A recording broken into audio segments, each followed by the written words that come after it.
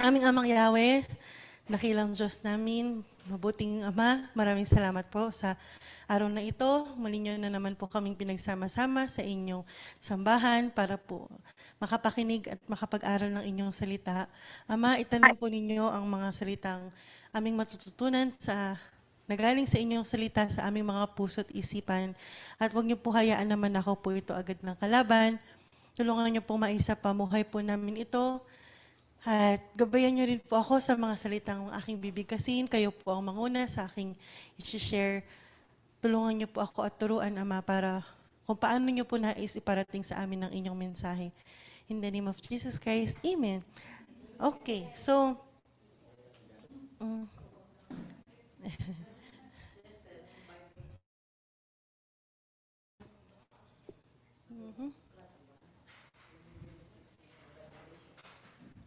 um, so review po muna tayo. Itong series na ating ginagawa, which we call God's Faithfulness. Natapos na tayo sa Seeing God's Faithfulness about kay Hagar. Tapos na rin tayo sa Tasting God's Faithfulness or Experiencing God's Faithfulness, story of Moses and the Israelites. And last week, pinag-usapan po natin ang Trusting God's Faithfulness. Ito pong lahat ng ito ay hindi sapat. Ngayong nakita na natin yung what do we do now with God's faithfulness once we've seen, tasted, and trusted it?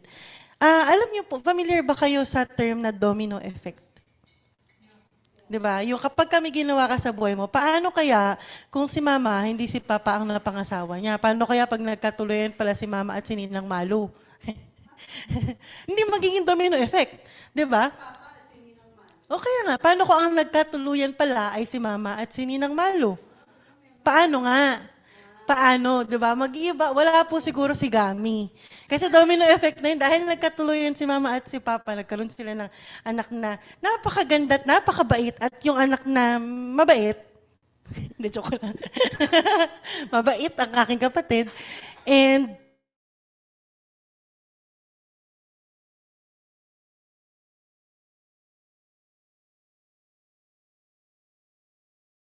paano kaya kapag hindi ito ang course na kinuha ko? Ang domino effect, ganyan din po ang sinasabi sa atin pagdating sa God's faithfulness.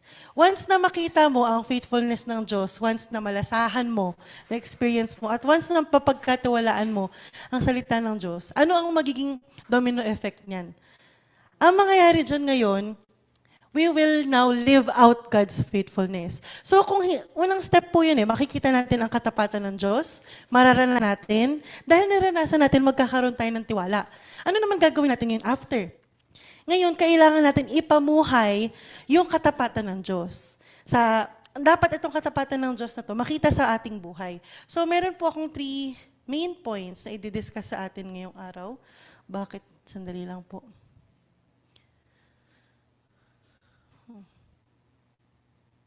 Una, God's faithfulness is a promise that we carry. Ang katapatan ng Diyos ay isang pangako. Familiar po kayo sa story ni Paul, di ba? Ngayon pupunta kasi tayo sa 2 Corinthians chapter 1. Pero ikukwento ko na lang para hindi masyadong mahaba. Dito po kasi sa 2 Corinthians chapter 1, ang nangyari dito, si Paul ay galing siya sa wait, sorry po, nagluloko yung aking notes. Sige, habang hinahanap ko po ang aking notes, punta po kayo sa 2 Corinthians chapter 1. Yes.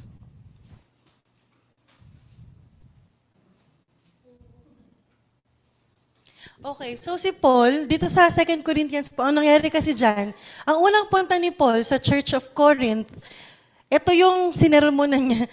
Di ba, after niya establish yung church, nagkaroon siya ng ministry sa Corinth.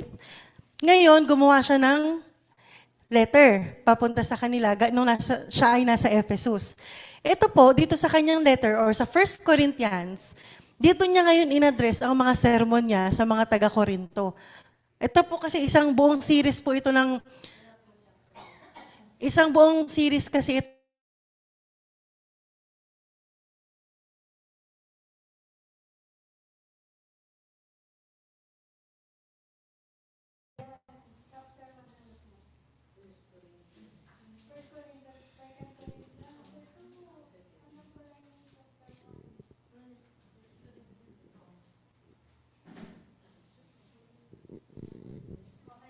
Okay. So, ang setting po nito, dahil nga, paano nga ba tayo dapat magbasa ng Bible? Pag nagbabasa tayo ng Bible, hindi ito laging nakadirect sa atin.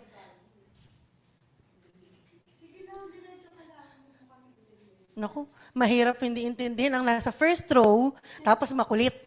Di ba kaya nga yung makukulit, pinapalagay sa first row? Anyway, pag tayo ay nagbabasa ng Bible, hindi natin dapat binabasa ito na laging diretso para sa atin. Ito kasing letter niya ni Paul, ang 1 Corinthians ay sulat ni Apostle Paul para sa mga taga-Korinto. Kaso pinabuksan ko kayo sa 2 Corinthians. Ito pong sa 2 Corinthians kasi, galing na siya sa Korinto niyan.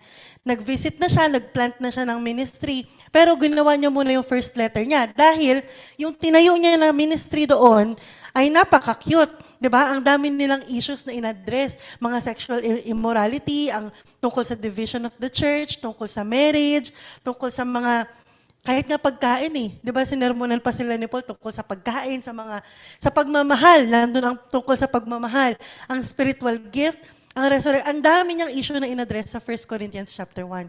Ngayon, umalis si Paul, pumunta siya sa Ephesus. Sa Ephesus niya ngayon sinulat si 2 Corinthians chapter 1. Itong 2 Corinthians, doon niya sinulat ito. Sa babasahin po natin, basahin natin sa verse 18, 2 Corinthians chapter 1, verse 18. Sorry, ito po palang 2 Corinthians, isinulat niya nung siya ay nasa Macedonia, galing siya ng Ephesus. Dapat, after niya lang punta ng Ephesus, ang gagawin niya, ito summary na lang po not unless gusto niyong basahin natin pati yung sa Acts. Kung si Paul na nanggaling sa Corinthians, pumunta po siya sa Ephesus, dapat babalik siya sa Corinthians. Kaso, nasa Macedonia siya nagpunta, dapat pupuntahan niya sila. Tignan natin ngayon, sabi kasi ni Paul, magbabago na ako ng plano. Sa verse 18, sabi niya, kung paano ang Diyos ay tapat, gayon din ang aming salita sa inyo ay oo kung oo at hindi kung hindi. Sinasabi niya yan dahil may mga alam niyo naman, sa mga ministry hanggang ngayon, walang perfect na church. May issue ngayon siya, hindi ko alam kung sino yung gumawa ng issue kay Paul. Sinasabi nila na, sobrang pabago-bago naman ng isip to. Bakit biglang hindi siya, kasi nga nagbago siya ng plano eh. Hindi niya napupuntahan yung Corinthians. Dapat after niya sa Macedonia, pupunta siya sa Corinthians. Kaso sinasabi dito sa chapter 1 na nagbago siya ng plano. So, nagalit yung mga tao sa kanya. Akala ko ba pupuntahan mo kami? Bakit pabago-bago ka ng isip? Ito yung sagot niya. Kung paano ang Diyos ay tapat, gayon din ang aming salita sa inyo, ay oo kung oo at hindi kung hindi. Ang anak ng Diyos na si Jesucristo na ipinangaral namin nina Silvano at Timoteo ay hindi oo at hindi. Ang ganda ng translation natin sa Tagalog, di ba? Si Jesus Christ daw ay hindi oo at hindi. Dahil lagi siyang oo, dahil lagi si Jesus Christ na yes. Sapagkat kay Kristo, sapagkat sa pamamagitan ni Kristo to, through Jesus Christ, ang lahat ng pangako ng Diyos ay naging yes. So, ilang beses ko rin po siyang binasa kasi litong-lito din po talaga ako dito sa verses na to. Ang gusto lang sabihin ni Paul dito, okay, kung magbago kami ng isip, hindi naman, at least kami lang yun. Pero ang Diyos, hindi yan nagbabago ng isip. Lalo ngayon na si Jesus Christ ay naging yes. Lahat ng pangako ng Diyos, simula po saan tayo nagsimula kay Abraham, di ba? Simula sa pinangako ng Diyos kay Abraham, napunta tayo kanila Moses, napunta tayo kanila David. In-skip natin si Jesus Christ, nandito tayo kasi tungkol to sa sarili natin. Pero si Jesus Christ na namatay at muling nabuhay, doon naging yes ang pangako ng Diyos. Yun yung gustong sabihin ni Paul dito sa sulat niya, na kahit magbago kami ng isip, pero hindi kami nagbabago ng isip. Dahil kung oo ay oo din namin at hindi kung hindi, ang Diyos ay tiyak na hindi nagbabago sa kanyang pangako dahil tapos na si Jesus Christ. So sinasabi niya na si Jesus Christ, yun ang yes ng God sa kanyang mga pangako. Pag tayo po ay nananalangin, ano daw yung mga possible answers? Yes, no, and wait. Tapos na sila doon dahil pinanalangin na nila si Jesus Christ. At ang sagot ay yes. Yun yung sinasabi ni Paul dito. Dahil dito, sabi sa verse 20, nakakasagot tayo ng amen sa pamamagitan niya para sa ikaluluwalhati ng Diyos. So, ito pong sinasabi ni Paul dito. Pagka kayo ngayon, nakakita kayo ng ganitong symbol. Ay. Di ba, sa Facebook. Pag makakita kayo ng ganyang, ng post, let's say may nag-post, anong una yung pinipindot? Like, di ba? Like or heart. Yun na po ang modernong version ng amen. Ibig sabihin, nagustuhan niyo yung post nila. Ibig sabihin, umaayon kayo sa post nila. Pag hindi kayo umaayon, hindi niyo papansinin yan eh. Magsuscroll lang kayo di ba? Pero ngayon po, once makakita ka ng post, especially, sino dito ang mga friends nila, Tito Vince at saka ni ni Kuya Shan, lahat dyan, naka-like. Lahat naka-heart. Minsan pa, sa announcement natin sa group chat, mag-heart lang. Minsan may magsisend pa ng, ano ba yung emoji natin ngayon dun sa group chat. Eh, ito po mga emoji na to, ito na ngayon ang modernong version ng amen. Yes, ito na yung amen natin. At ang amen, ang ibig sabihin po niyan is, I believe this, I agree with this, I align myself in this, and I trust God to bring it to pass, period. So, sinasabi ni Paul, sapagkat kay Kristo ang lahat ng pangako ng Diyos ay naging oo, naging yes. At dahil dito, nakakasagot tayo ng amen. Dahil sa nangyaring pangako ng Diyos. Ang amen po, hindi po yan closing remarks sa ating mga dasal. Diba? Ito ang explanation ng amen. So kung tayo ay naniwala sa pangako ng Diyos, o hindi, kung nakita natin ang pangako ng Diyos, na-experience natin ang pangako ng Diyos, at nagtitiwala tayo sa pangako ng Diyos, ngayon po, mararanasan natin yung yes na yon through Jesus Christ. At makakasagot tayo ng amen. Ang ibig sabihin ulit ng amen ay, I believe this. Naniniwala ba tayo na tapos na ang pangako ng Diyos kay Jesus Christ? Hindi pa tapos ang pangako ng Diyos, dadating pa yung kingdom eh. Diba? Pero through Jesus Christ, nangyari ang pinangako niya. So I believe this. I agree with this. Nag-agree ba tayo na si Jesus Christ ay namatay at nabuhay at muling babalik? Uma-agree ba tayo dyan? Yes. Amen. Ninang, di ba? I align myself in this. Kung tayo ay nag-agree dyan, paano natin ngayon ina-align yung sarili natin dyan? Eh sabi ni Paul sa verse 18, kung paano ang Diyos ay tapat, gayon din ang aming salita sa inyo ay oo kung oo at hindi kung hindi. Ganun ba tayo ngayon? Parang minsan, di na lang ako sumasagot. Sinisin ko na lang kasi ayoko mag-reply. Diba? Ano pang sinabi ni Paul? Ang Diyos ang nagpapatibay sa amin at sa inyo sa pamamagitan ng pakikipag-isa kay Kristo at siya rin ang humirang sa amin. Ano daw ang ginawa kanila Paul kay Silvanus at Timoteo na kasama niya nagsusulat? Hinirang sila ng Diyos sa pamamagitan ng pagkakaisa nila kay Kristo. Hinirang sila ng Diyos. Ano ibig sabihin ng hinirang? Itinalaga. Ibig sabihin, kung may itinalaga ka, anong ibig sabihin? May role sila. May kailangan silang gampanan na responsibilidad. Diba? Nilagyan niya kami ng kanyang tatak at pinagkalooban ng kanyang espiritu bilang patunay na tutuparin niya ang kanyang mga ipinangako. Okay? Yan ang sinasabi ni Paul, ni Silvanus at ni Timoteo. Ang tanong, tayo ba ay nakipag-isa kay Jesus Christ? Yes. Tayo ba ngayon ay may tatak ng kanyang espiritu? Yes. So, ibig sabihin, tayo ay mga hinirang ng Diyos. At tayo ay may kailangan gampanan. Yun ang sinasabi natin na God's faithfulness is a promise that we carry. Yung promise na to, hanggat hindi bumabalik si Jesus Christ, ongoing yan. Sa buhay natin ngayon, kasi sinabi ni Paul, paano ang oo ng Diyos ay oo, dahil tapat siya. Ganon din kami. Dahil hindi nila pwedeng sirain ang pangalan ng Diyos. Inaantay siya ng kanyang ministry sa Corinto para ipalaganap ang salita ng Diyos. So, konting pagkakamali lang ni Pablo, ano ang nakasalalay? Ang Diyos. Diba? Ang pananampalataya ng mga taga-Korinto sa Diyos. Kung si Pablo ay magkamali, kasi nga may mga naninira sa kanya eh. Sinasabi na, sabi niya pupunta siya, hindi naman pala siya pupunta. Fake news, di ba? sabi nila kay Pablo.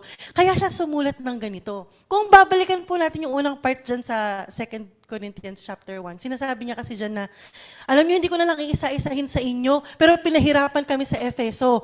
Halos patayin na lang nila kami. At kung babalik kayo dyan, kung babalik kami dyan, hindi yun para sa ikabubuti ninyo. Alam niyo kung bakit?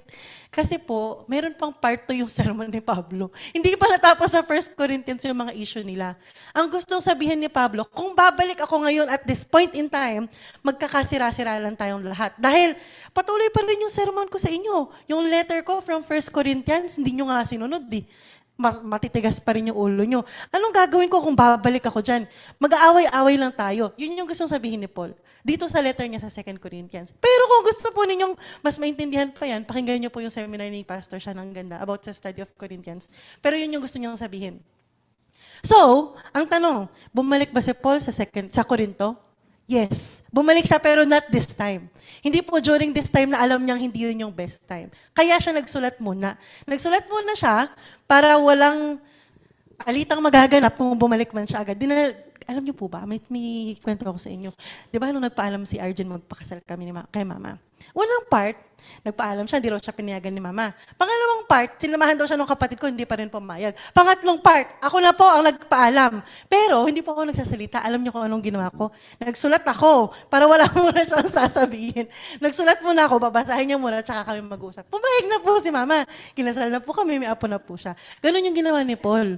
Sumulat muna siya, hindi niya agad kinonfront. Kasi alam niyo, ako ay isang very confrontational na tao. Parang pag may issue, ayokong patagalin. Gusto kong, alam niyo, mag-away lang tayo harapan. Huwag niyo kong, kahit ano pa yan, kahit masaktan ako, gusto ko harap-harapan niyo po akong saktan. At kung may malaman ako na something, kahit fake news pa yan, i-confront ko agad. Ganon din si Paul. Kaya mabigat sa loob niya na hindi siya pupunta sa Corinto. Kaso, kung siya lang talaga, kaso nga lang, nakasalalay yung ministry niya. Alam niyang masisira ang ministry niya pag pinush niya. Kaya nga, what an inspiration is Paul is to me. Kasi feeling ko, pag ako rin, kailangan malaman ko kung kailan ba dapat ang tamang confrontation at kung kailan ba dapat sulatan ko muna na, Mama, magpapakasal na ako sa September. Anyway, so si Paul, ano nga yung first point ko? God's faithfulness is a promise we carry. Itong promise po na to, mabigat na responsibilidad to.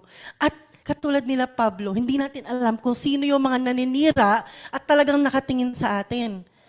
Kailangan natin ingatan yung sarili natin. Dahil once na may makita silang butas sa ating buhay, sira ang pangako ng Diyos. Akala ko Kristiyano yan na nag-aantay ng pagbabalik ni Jesus Christ. Bakit siya ganyan? Ba't ganyan ugali niyan? Di ba? Totoo na titignan nila ang buhay natin dahil ang katapatan ng Diyos, na ang buhay natin ay salamin ng katapatan ng Diyos. Dahil ang Diyos ay hindi nakikita. Pero tayo nakikita. So, konting pagkakamali lang natin, alam naman natin, very proud tayo na Christian ako. Meron kaming church sa Quezon City. Affiliated kami sa Living Hope, New York. Proud na proud pa tayo dyan, di ba? Then, pagdating ng trabaho, ng school, tayo yung unang nararatel. Tayo yung unang nasa stress. Bakit? Di, syempre, tatanungin nila, legit ba yung church nyo? Legit ba yung pinag-aaralan nyo? Kailangan ingatan po natin ang ating buhay. Living out God's faithfulness means holding on to His promises and letting our lives say amen. Ano nga ang ibig sabihin ng amen? Babalikan po natin ulit. When we say amen, we say, I believe this, I agree with this, I align myself in this, and I trust God to bring it to pass. Period. Ganyan dapat yung buhay natin. Diba? Ngayon po, mamaya i-like nyo tsaka heart sa Facebook. Second part, God's faithfulness is a community we embody. May kukwento ulit ako sa inyo. Tungkol naman to sa konting review lang. Familiar po tayo sa Passover, di ba? Ito kasi mga term na to, actually very thankful talaga ako kay Ama nung inaaral ko to. Ngayon ko lang siya talaga totally super naintindihan. At gusto ko din siyang i-share sa paraang naiintindihan ko para ma-correct nyo ako kung tama yung pagkakaintindi ko. Kaya kailangan nyo akong pakinggan. Kasi baka mamaya, inaral ko siya, tapos mali pala yung pagkakaintindi ko, feeling ko, gets na gets ko.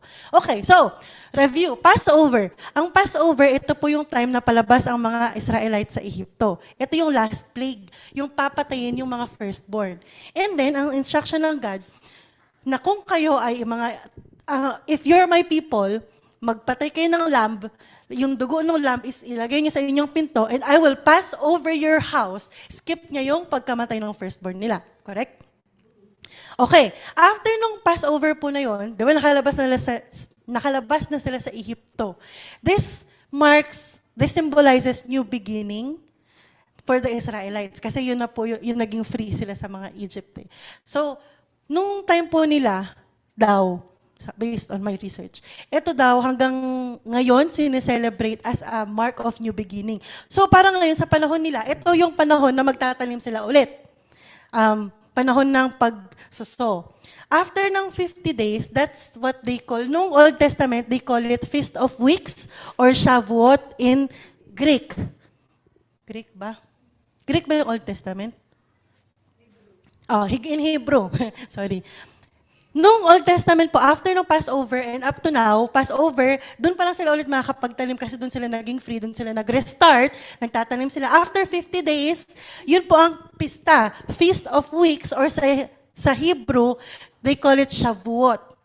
At sa New Testament, ang term dyan ay Pentecost. After 50 days from Passover, they call it Pentecost, 50 days. Ngayon po, ang significance niyan, ang pagkamatay ni Jesus Christ nangyari during Passover. Ang galing pala, no? Kinilabutan talaga ako nung nalaman ko talaga siya. Kasi, ano ngayon nangyari? Nagpapatay ang Diyos ng lamb para maligtas yung firstborn at yung sambahayan ng merong blood of the lamb. Sino yung blood of the lamb ngayon? Si Jesus Christ. Siya yung last lamb. During Passover, dun po siya namatay. And after 50 days, alam niyo kung ano nangyari? Di ba, nung panahon nila 50 days naman, after 50 days, mag-harvest na sila. Yun yung Feast of Weeks. Sorry, hindi ko masyado na-explain. Feast of Weeks is harvest time. Yun na yung, dahil nagtanim sila after Passover, magagather nila yung mga hinarvest nila after 50 days during the Shavuot or the Pentecost. Ngayon po, during itong pista na to, diyan nila makukuha yung mga first fruits, yung mga kung may pinapalaki silang mga agriculture, diyan nila makukuha lahat. At yun po ay isang malaking celebration para sa mga Jew. Alam nyo ba kung kailan ang outpouring of the Holy Spirit? During Pentecost. At alam nyo po kung ano yung na-harvest ng first early church during that time, first century church. Ang na-harvest nila ay fruits of the Spirit. Ang galing, no? Noong Old Testament, Passover is yung pagkamatay ng firstborn na niligtas ng Diyos through the lamb, through the blood of the lamb. And after 50 days, nag-harvest sila ng kakainin nila. And during the New Testament, ang Passover is si Jesus Christ, the Passover lamb. At after 50 days, sa mga naniwala sa Kanya, nag-harvest sila ng fruit of the Spirit. Ang galing ng God! Di ba? Naka-intend na mamatay si Jesus Christ during the Passover of any days pa. Parang hindi random talaga, doon siya namatay. Talagang nakaplano sa Diyos.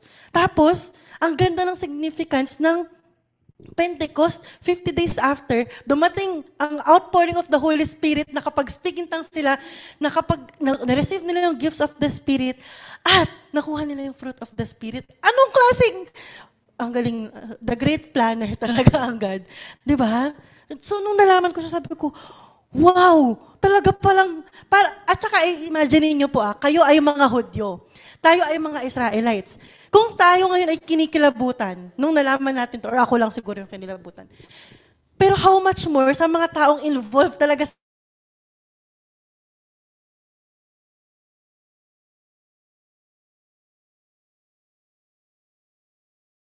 yung significance ni Jesus Christ. Dahil that time, wala pa silang Bible. Diba? Tayo lang po ngayon ang may access na pwede nating balikan na, during Exodus, ito pala siya. Sila po, wala silang Corinthians. Wala silang Acts, wala silang Romans. Ngayon, naiintindihan natin to, ang galing talaga ng God. Kaya pala daw siya tinawag na Pentecost, dahil 50 ang Pentecost. Ayun. So, kaya ako pala kinwento yun. Diba? Ang may commercial lang talaga ako. Kaya ako kinwento yun kasi sa Acts chapter 2 po yun nangyari. Acts chapter 2 verse 42 to 47. Ito po yung first century church. Ito ang kanilang itsura nun. Nakalagay po yan sa Acts chapter 2, verse 42 to 47. Ito yung mga ginagawa ng family of Christ, ng first century church. First is they devoted themselves to the apostles' teaching. They learned the words and ways of Jesus Christ through yung teaching. Diba? And then, they have fellowship. They lived like a family, sharing life together. Very familiar po sa ating lahat. Breaking of bread, nire-remind nila yung sarili nila dun sa communion or the Lord's Supper, kung paano na-explain ni Jesus Christ. They were united in talking to God and being dependent on Him through prayer. God confirmed His presence through miracles. Ang daming pinakita na signs and wonders ng God during the first century church. At ito po, tingnan nyo ang generosity ng mga tao nun. Nagbenta po sila ng kanilang ari-arian at pinamigay sa mga taong nangangailangan. As a church po ito hindi po ito individual. Daily gathering at the temple and in homes. Grabe, sobrang sipag nila. Daily gathering po at the temple. Ang temple po noon, hindi pa available ang angkas, hindi pa available ang Grab, hindi pa available si Tito Tony. Di ba? Naglalakad sila or nakasakay sila sa camel para pumunta sila daily gathering at the temple. And hindi lang po sila nagtatapos doon. Hindi sila nagpupunta sa SM after. Saan sila nagpupunta after? Sa bahay-bahay. And their authenticity and unity made outsiders notice. Sa atin po ngayon, sino dito ang bago? Wala. Di ba? Tayo-tayo lang. Ay, si Jester pala. Ayan, nag-iisa. Gusto ko nga tayong iwanan ni Jester eh. Si Rain? Ay. Ito po ang nangyari sa... Basahin niyo po yan Basahin niyo yung Acts 2. Ito po yung outpouring of the Holy Spirit. Ito yung Pentecost. Dito natin malalaman kung paano ang faithfulness ng God, how they embodied the faithfulness of God. Nung first century church. Sana tayo din ngayon. Diba? God's faithfulness is a community we embody. God's faithfulness should unite us. As a family, the church life together was their most powerful witness. Kasi bakit? Ano yung last na nakita doon? They made outsiders notice. So kung gaano sila kasipag, talagang makikita sila ng ibang tao. Diba? Isipin nyo na lang, araw-araw pupunta sila sa simbahan, tapos bukod doon, may mga home fellowship sila. Araw-araw. At hindi lang po sila nag-focus. May mga churches kasi ngayon na ang focus ay generosity. Kaya sila nakaka-welcome ng outsiders. Di ba?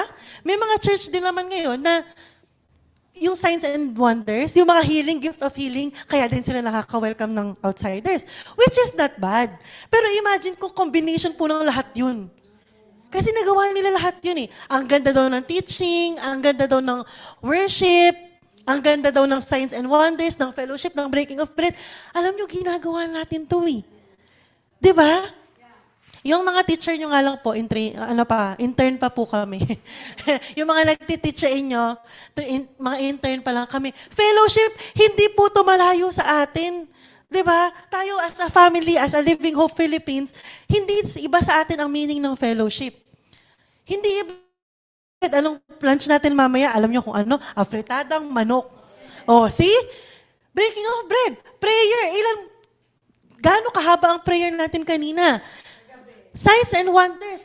Ilan po sa atin dito ang nag-chat outside fellowship para i-share ang mga miracles ng God sa buhay natin? Ilan dito ang generous? Ilan dito, yung worship team nyo rin po, improving pa rin naman. Medyo nag-improve na po, lalo na po si Jason. Shout out to you, Jason. At yung pagiging authentic natin as a family, wala naman siguro nagpa-plastikan dito. Di ba? So kung ito pong lahat ng to ay gawin natin ng talagang 100% effort, we will be a community embodying God's faithfulness. So kanina diniscuss natin that we as individuals carry the promise of God. Kailangan natin maging maingat. We as a community embody the faithfulness of God. And yung last point ko po is, God's faithfulness is a mission we keep on with. Ito pong pagiging matapat ng Diyos. Ito yung responsibilidad natin bilang individual at bilang church. Kailangan natin ngayon na panindigan at ipakita sa mga ibang tao na ang Diyos na ating sinasamba ay tapat. 'Di ba? Dahil sinabi niya sa 1 Thessalonians chapter 5 verse 24 na the one who calls you is faithful. Malinaw po 'yun. And He will do it. He will do what He promised. Ngayon po, punta po tayo sa 2 Timothy chapter 2.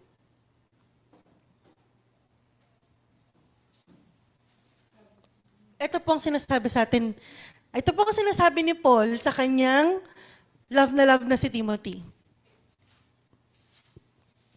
Sabi po dito, kaya nga anak ko, magpakatatag ka.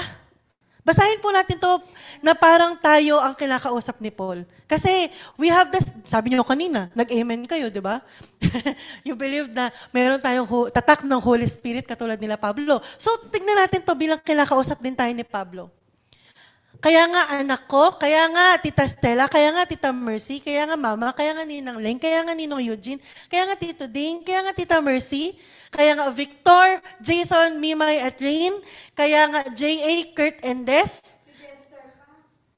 Siyempre mamaya si Jester. Si Jester yung pang-ending. De joke. Bumaba si Tita Eme, hindi tuloy na bilinan ni Paul. Kaya nga, Jester, magpakatatag ka sa tulong ng kagandahang loob ni Kristo Jesus. Ang mga narinig mo sa akin, sa harap ng maraming saksi, ay ano daw? Ipagkatiwala mo rin sa mga taong may katapatan, hindi basta-basta sa tao, kundi sa taong may katapatan at kanino? May requirements eh. Kanino niya ipagkakatiwala? Sa taong tapat at may kakayanang magturo sa iba. Doon niya ipagkakatiwala ang mga tinuro ni Paul sa kanya. Ano pa? Naku, ayokong basa. Skip po natin yung verse 3. Joke lang. Sabi sa verse 3, makibahagi ka sa hirap tulad ng isang mabuting kawal ni Kristo Jesus. Ito naman si Paul, binilinan pa kami magpakahirap. Verse 4, ang isang kawal ay hindi naging abala sa mga bagay na walang kaugnayan sa pagiging kawal. Sa halip, sinisikap niyang mabigyan ng kasiyahan ang kanyang pinuno. Totoo, diba? Kapag ikaw ay isang kawal, yung leader mo gusto mong i-please. Diba? Ano pang sinabi sa verse 5? Hindi rin maaaring gantimpalaan ng isang manlalaro kung hindi siya naglalaro ayon sa mga alintuntunin dahil madidisqualify siya. Diba? Foul yun. Ang magsasaka nagtatrabaho mabuti ang siyang dapat unang makinabang sa bunga ng kanyang pinaghirapan. Hindi niya yun ipapamigay na lang basta. Isipin mo mabuti ang sinasabi ko sa iyo at ipapaunawa sa iyo ng Panginoon ang lahat ng ito. Ito yung sinasabi ni Paul kay Timothy. Kailangan natin maging kawal, maging manlalaro at isang magsasaka na nagsusumikap na ipakalat ang katapatan ng Diyos. Kailangan natin, ito yung mission natin. Ito yung sinasabi ni Paul na kailangan bilang alagad ni Kristo, lahat tayo, ito po yung mission natin. We carry it forward. This is the Great Commission na sinasabi din sa 4 Gospels. Hindi pwedeng sa atin lang to. Mananawa ako sa mga mukha ng mga next generation dito kung sila-sila na lang din. Di ba? Kaya nga, ngayon po, hindi ito, ang katapatan ng Diyos ay hindi sa atin nagtatapos. Kaya nga meron na kayong next generation eh. Itong next generation na to, kailangan manindigan din dahil ang next generation ay may next pa. Diba? At yung next generation, tayo po, kayo Vic, Mimay, Rain, Jason, J.A. Des, and Kurt. Sorry po, mga tapos na kayo. Jester, kayo ngayon ang mas may obligasyon na ipakalat ang salita ng Diyos dahil ang mga senior, minsan, ugod-ugod na, hindi na nila talaga kayang mag-witness. Minsan pa, nakakalimot na, hindi na nila alam kung anong sinasabi nila. Aray ko. Ay, hindi naman pala. Kaya pa. The current and next generation, ito po yung mission nating lahat. Hanggat buhay tayo actually, ito yung mission natin. Mas may pressure lang sa next generation dahil mas mahaba pa at mas matagal pa. Natututo tayo from the older generation, but we are improving the system at kailangan natin mas magsumikap kaysa sa kanila. Diba? Living out God's faithfulness, it means we become witness. We tell the stories, we make disciples, and we carry the promise forward. Di ba sa yung relay, yung sa mga yung nananalo, kapag kayong nasa last na papasahan is nakarating sa finish line. Ganun lang tayo hanggat di bumabalik si Jesus Christ. Pinapasa natin yung baton. Hanggat hindi pa bumabalik si Jesus Christ, ipasa nyo nang ipasa. Pero may requirement si Paul, ipasa nyo sa taong tapat at may kakayanan ding magturo sa iba. Yun ang requirements ni Paul. Dahil mapapaliwala yan. Kung ang papasahan mo sa relay race ay hindi ready tumanggap, ano nangyayari? Nalalaglag yung baton, di ba? Sayang. Sa dapat po may kakayanan.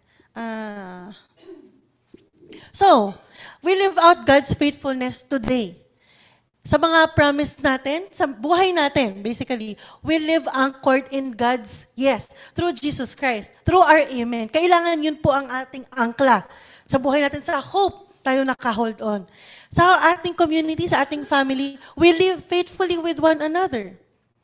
And our mission, we live to pass on the faith. Ito po ang ating gagawin para mapamuhay natin ang katapatan ng Diyos. Ang simple lang kung iisipin. Di ba? So, ang tanong ko, whose faith in God will grow stronger because you choose to live faithfully today? Isipin nga natin mabuti. Kung meron tayong wag dito sa church. Choose pa. Kung meron tayong makakasalamuha sa pang-araw-araw na nating buhay. Sino doon ang feeling nyong mas mag-i-increase yung faith niya dahil nakasama kayo? Sino sa mga araw-araw niyong nakakausap, nakakasalamuha, na kapag sinamahan mo sa isang errand, sure ka na may magandang impact sa Diyos? Hindi yung kasama mong chumismis, kasama mong mag-rant, kasama mong magreklamo. No. Ito yung buhay natin. Kailangan ang buhay natin maging encouragement sa iba so that their faith in God will grow. Hindi yung mga reklamo nila is mas dadami dahil gagatungan mo pa. Or minsan, mangunguna ka pa. Mangunguna ka pa magreklamo, tapos yung sabihin mo, oo nga, ba't ganyan yun? Di ba? Ingatan po natin ang ating mga sarili. So again, we live out God's faithfulness today. We live anchored in God's yes. We live faithfully with one another, and we live to pass on the faith. Aming Ama, maraming salamat po. Tulungan niyo po kami bilang mga anak mo na mamuhay ng matapat at ang buhay namin ay maging witness para po sa iyo. Tulungan niyo po na maibalik po namin ang mga anak mo. Gamitin niyo po kami. Gamitin niyo po kami para mas dumami pa po ang kikilala at sasamba sa iyo. Mas lalawak pa ang pamilya mo. Tulungan niyo kami, Ama, at ituro niyo po sa amin kung sino po ang mga taong ready tumanggap ng inyong salita, ready tumanggap ng inyong pagmamahal. Ilapit niyo po kami sa kanila, Ama, at hipuin niyo po ang kanilang puso. Maraming salamat, Ama, na natatawag po namin kayong Ama at kinikilala niyo po kami bilang inyong mga anak. Mahal na mahal po namin kayo at sana, Ama, maipakita po namin ito sa mga gawa namin. In the name of Jesus Christ, Amen.